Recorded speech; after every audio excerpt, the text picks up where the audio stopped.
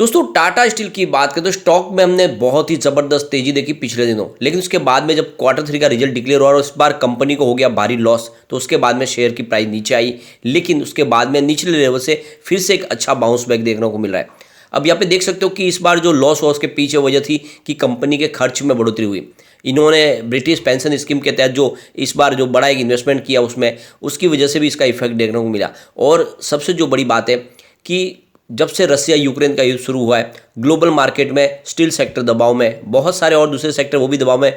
तो इस समय जो ग्लोबल बिजनेस करे उनको काफ़ी प्रॉब्लम है। स्टील का बिजनेस इनका विश्व के काफ़ी देशों में फैला हुआ है और स्पेशली यूरोपियन कंट्रीज में इनका कामकाज है, तो वहाँ पे दबाव देखने को मिला और इस वजह से रिजल्ट हमें थोड़ा सा इस बार ख़राब देखने को मिला। और इस वजह से देखें तो ये स्टॉक की प्राइस नीचे आई, लेकिन एक्चुअल में ये मौका है खरीदारी का। टाटा स्टील में एक नज़रिया लॉन्ग टर्म का है, तो ये आने वाले समय आपको एक अच्छा रिटर्न देने को तैयार है। तो यहाँ पे बहुत सारी अपडेट निकल के आ रही है टाटा स्टील से, जिनको हम एक एक करके डिस्कस करेंगे और जानने की कोशिश करेंगे। टाटा ग्रुप के इसके सबसे पुराने और एक नगीने में हमें निवेश करना चाहिए, क्योंकि स्प्लिट के बाद इसकी प्राइस काफ़ी अट्रैक्टिव हो चुकी है। आप देखते हो जब इसकी प्राइस 1000 के आसपास थी, वॉल्यूम काफ़ी कम रहता था, लेकिन जैसे ही ये स्प्लिट हुआ, 10 रुपीज़ की फेस वैल्यू का स्टॉक जब 1 रुपीज़ पे आया और ये 100 के आसपास आया, तब से इसके वॉल्यूम में अच्छी खासी बढ़ोतरी हुई है, यानी लोगों को ये अच्छा लगने लगा है। तो क्या इसमें दाव लगाना चाहिए? इन सारी बातों को समझेंगे इस वीडियो के माध्यम से और आगे के क्या टारगेट्स रहेंगे वो भी जानेंगे एक्सपर्ट के राय से। लेकिन फ्रेंड, उससे पहले अगर आप पहली बार हमारे चैनल पे आए तो चैनल को सब्सक्राइब कर दीजिए, एक बेल आइकॉन दबा दीजिए ताकि जब भी नया वीडियो बने पहला नोटिफिकेशन आपको मिले। वीडियो पसंद आए तो लाइक शेयर जरूर कीजिए। चलो फ्रेंड्स, वीडियो स्टार्ट करते हैं। मैं हूँ आपका दोस्त एस बी दवे और हमारे अपने चैनल ऑनलाइन कमाई में आपका बहुत बहुत स्वागत है। सबसे पहले फ्राइडे के कारोबार की बात करें, स्टॉक 107 पर क्लोजिंग दी है 2.68% की शानदार तेजी के साथ। अब यहाँ पे जो सबसे अच्छी बात रही कि इसकी जो क्लोजिंग है वो बिल्कुल ऊपर की तरफ है, यानी जो इंट्राडे का हाई था वो 107 का ही था और बिल्कुल वहीं पर क्लोजिंग है। इसका मतलब बाजार ने साथ दिया, तो मंडे को इसमें और एक अच्छी तेजी देखने को मिलेगी और स्टॉक 110 को क्रॉस करने की संभावना बनी हुई है। अब यहाँ पे स्टॉक में काफ़ी करेक्शन भी हुआ है। पिछले एक साल के हिसाब से देखिए स्टॉक में 16.83% का निगेटिव रिटर्न देखने को मिला है, क्योंकि स्टॉक 129 के आसपास था 7 मार्च 2022 को। तो अभी जिसने भी साल भर पहले निवेश किया होगा उसको अभी लॉस हो रहा है स्टॉक के अंदर। लेकिन 6 मंथ के हिसाब से देखें तो 0.51% की तेजी है, यानी 6 महीने पहले वही प्राइस है जो आज थी 106.90 के आसपास था 5 सितंबर को। अब यहाँ पे अगर हम इसके 1 मंथ के रिटर्न की बात करें तो 8.51% वापस गिर चुका है स्टॉक, 117 के आसपास था। तो ये तो आपको पता ही होगा, रिजल्ट के बाद स्टॉक थोड़ा नीचे आया, लेकिन यहाँ पे एक अच्छा खासा बाउंस बैक देखने को मिला है। पिछले 5 दिन के हिसाब से भी 1.56% की गिरावट देखने को मिल रही है। अब यहाँ पे देख सकते हो कि टाटा ग्रुप की तरफ से टाटा स्टील के वाइस चेयरमैन नोएल टाटा की तरफ से काफ़ी बड़ा कल बयान दिया गया है। टाटा स्टील का कहना है कि आने वाले 2045 तक टाटा स्टील पूरी तरह से जीरो कार्बन पॉलिसी पे चले जाएंगे, यानी टाटा ग्रुप की जितनी कंपनियां वो भी धीरे धीरे पूरी तरह से जीरो कार्बन पॉलिसी पे जाने वाले। तो उनके प्रोडक्शन में जो स्टील का निर्माण होता है उसमें जो भी पॉल्यूशन है उसको रोकने के रास्ते तलाशने शुरू कर दिए गए हैं और आने वाले समय में देखें तो ग्रीन स्टील का निर्माण शुरू होगा। और आप देख सकते हो कि जमशेदजी नौरोजी टाटा की ये 144वीं जो बर्थ एनिवर्सरी थी उसके ऊपर ये बड़ा बयान दिया गया कि 2045 तक हम पूरी तरह से नेट जीरो कार्बन पॉलिसी पे पहुंच जाएंगे। अब यहाँ पे देख सकते हो कि 144 जो जन्मदिन था जमशेदजी टाटा का, उसके मौके पे एक बड़ा और एक अनाउंसमेंट किया गया है। नोएल टाटा ने कहा है कि हमने यहाँ पे एक नई शुरुआत की है, यानी टाटा ग्रुप की तरफ से टाटा स्टील ने एक रॉ मटेरियल सुपरविजन सेंटर खोल दिया है। और यहाँ पे देख सकते इस मौके पे टीवी नरेंद्र जो COMD है टाटा स्टील के, वो भी हाजिर थे जमशेदपुर में। तो यहाँ पे जो ये नया एक आप देखें तो रॉ मटेरियल सुपरविजन सेंटर बनाया, इसके माध्यम से देखें तो जो इनका पूरा बिजनेस है, जिसमें आप देखें तो माइनिंग और प्लांट प्रोसेस का बिजनेस है, उसको अच्छे से मॉनिटर किया जाएगा। और आप देखें तो अलग अलग जो 15 लोकेशन है टाटा स्टील की, उसके लिए काफ़ी बड़ा है कि यहाँ पे योगदान साबित होगा। एक बड़ी अपडेट और निकल के आ रही है, टाटा स्टील माइनिंग ने एक MOU साइन किया गेल के साथ में क्लीन एनर्जी फ्यूल के लिए। अब आप देख सकते हो गेल इनको सप्लाई करेगा क्लीन फ्यूल, यानी आप देख सकते हो उसके माध्यम से जो पोल्यूशन है उसको कंट्रोल करने की कोशिश की जाएगी।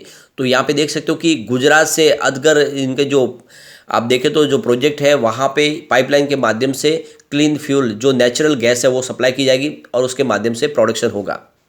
तो इस क्लीन एनर्जी के माध्यम से, यानी जो क्लीन नेचुरल गैस है उसके माध्यम से जो इनका प्रोजेक्ट है उसमें जो आप देखें तो जो गैस का एमिशन होता है उसमें 968 टन्स का कमी आ जाएगी। तो यहाँ पे देख सकते इस मौके पे देखें तो जो टाटा स्टील माइनिंग के एमडी है पंकज सतजा, उनका कहना है कि हम कमिटमेंट कर चुके हैं कि जितना हो सके वातावरण में जो पोल्यूशन है उसको रोकना है, और इसके लिए हमने एक बड़ा एमओयू साइन किया गेल के साथ में।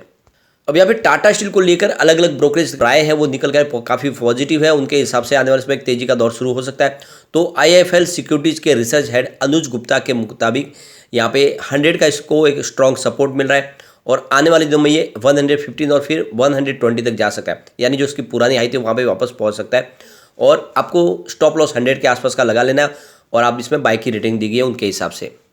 इसके अलावा देखें तो आनंद राठी की तरफ से टाटा स्टील में निवेश की सलाह दी गई है। उन्होंने इसका टारगेट जो सेट किया वो 133 का है।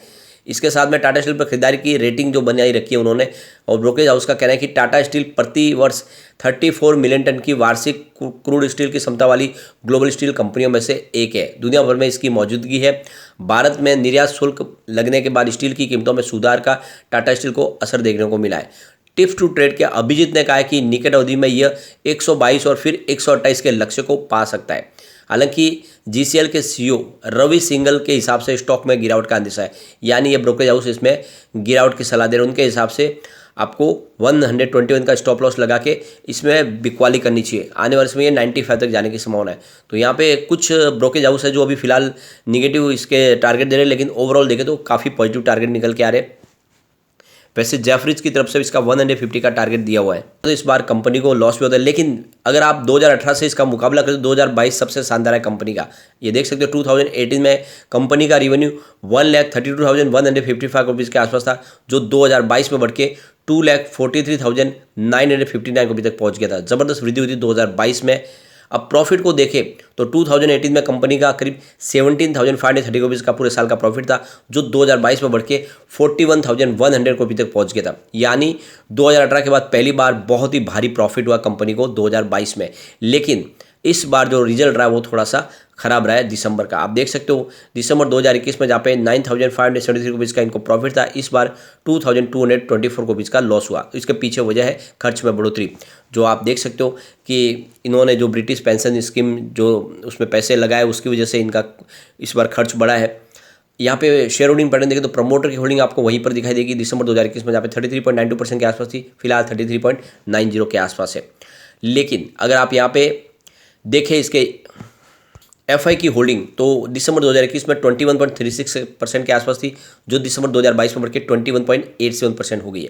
यानी FI ने पिछले एक साल में होल्डिंग को बढ़ाया है। इसके अलावा अगर हम DI की बात करें, बड़े फंड हाउस की, तो दिसंबर 2021 में 18.20% के आसपास होल्डिंग थी, जो दिसंबर 2022 में बढ़ के 20.50% के आसपास पहुंच गई।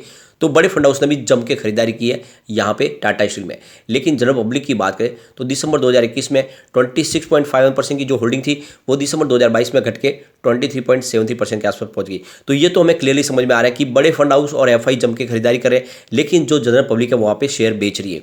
और यही भी आपको समझ लेना चाहिए कि ये एक तरह से इसमें खरीदारी का मौका बन रहा है, क्योंकि जो भी जानकार है बाजार के जानकार हम समझ सकते हो कि बड़े फंड हाउस और FI उनको अच्छे से समझ में आता है कि कौन से शेयर में दाव लगाना चाहिए। उनके पास एक रिसर्च टीम होती है, और ऐसे में अगर आप देखें तो उनकी नज़र अगर टाटा स्टील पे पॉजिटिव है तो आपको बिल्कुल दाव लगा लेना चाहिए। वैसे वॉल्यूम में लगातार वृद्धि हो रही है। आप देख सकते हो पिछले एक महीने पर इसका 5 करोड़ का वॉल्यूम था, 1 वीक पहले 8 करोड़ का वॉल्यूम होता, और थर्सडे को 6 करोड़ का वॉल्यूम था, लेकिन फ्राइडे को 12 करोड़ का वॉल्यूम हुआ, सीधा जस्ट दुगुना हुआ वॉल्यूम। तो बिल्कुल यहाँ पे निवेश करना चाहिए। कम्युनिटी सेंटिमेंट स्टॉक के साथ बना हुआ, आप देख सकते हो 90% बाई की कॉल है, 10% सेल की कॉल है, यानी 100 में से 90% लोग इसको लेना पसंद करें। तो नजरिया लॉन्ग टर्म का लेकर टाटा स्टील में निवेश करना चाहिए। ये आने वाले समय आपको मालामाल कर देगा। लेकिन फ्रेंड, कोई भी इन्वेस्टमेंट करने से पहले अपने फाइनेंशियल एडवाइजर से बारे ले ले, या अपना खुद का रिसर्च करें, क्योंकि मैंने वीडियो आपके एजुकेशनल पर्पज के लिए ही बनाया। वीडियो पसंद आए तो लाइक शेयर जरूर कीजिए और चैनल को सब्सक्राइब कर दीजिए।